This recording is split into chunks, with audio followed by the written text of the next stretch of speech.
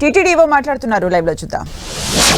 Bags left side right back side ఒక అడుగు కూడా లేదు. అక్కడ ఏమైనా యాక్సిడెంట్ కానీ చిన్న ఇన్సిడెంట్ జరిగినా కానీ ఎవరు కూడా వెనక్కి వెళ్లే పరిస్థితి ఉండదు. ఎనివే అదంతా రిప్లై వచ్చిన తర్వాత ఏం చేయాలనేది చూడాలి. రిప్లై సాటిస్ఫాక్టరీ నాట్ సాటిస్ఫాక్టరీ ఏం చేయాలనేది చూద్దాం. ఇది హైకోర్టు పరిధిలో కూడా ఉంది.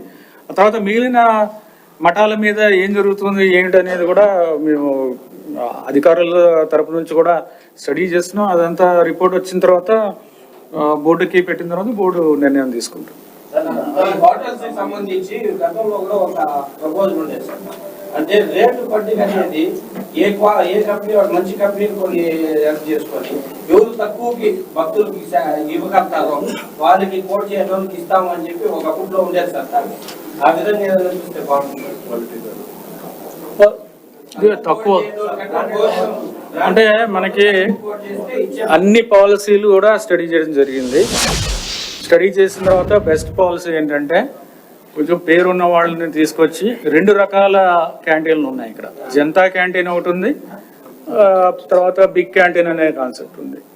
So big canteen Janata canteen రెండింటికి కూడా చేయగలిగే కెపాసిటీ ఉన్నవాళ్ళు, ఎక్స్పీరియన్స్ ఉన్నవాళ్ళు కావాలి. తమ బ్రాండ్ గురించి ఒక భయం ఉన్నవాళ్ళు కావాలి. వాళ్ళకి ఎక్స్పీరియన్స్ ఉండి చేయగలిగే వాళ్ళు కావాలి. దీంట్లో ఇందాక చెప్పినట్టు చాలా ఇష్యూస్ ఉన్నాయి. అవన్నీ కూడా త్వరగా డిస్కస్ చేసి బోర్డులో నిర్ణయం చేయడం జరిగింది. ఒక నిమిషం అండి.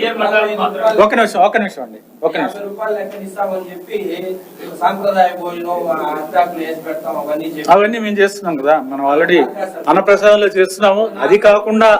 అది కాకుండా వేరే కొంత వెరైటీ ఫుడ్ కావాలి అలాంటివి అన్నప్పుడు ఈ ప్రైవేట్ రెస్టారెంట్స్ కి వెళ్తారు. చెప్పండి సార్. గతంలో జిఆర్ మఠాలకు మాత్రమే టీటీడీ ఆర్థిక సాయం నిర్వహణకి ఇచ్చేది.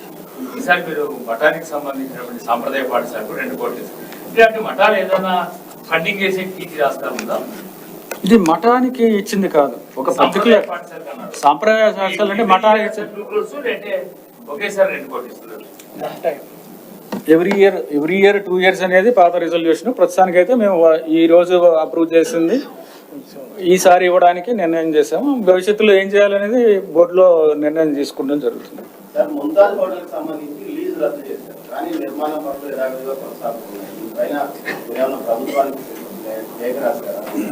లీజు రద్దు చేయడం అనేది మన పరిధిలో అది కాదు, అది స్టేట్ గవర్నమెంట్ పరిధి కదా. మనము తీర్మానం చేసి పంపించాము. స్టేట్ గవర్నమెంట్ లో అది దాన్ని పరిశీలిస్తున్నారు. అది మీరు నిన్న విజన్ 2047 చెప్పారు. దాంట్లో మెయిన్ అయిన కీలక అంశాలు మన టీటీడీలో డెవలప్మెంట్కి సంబంధించి ముఖ్యమైన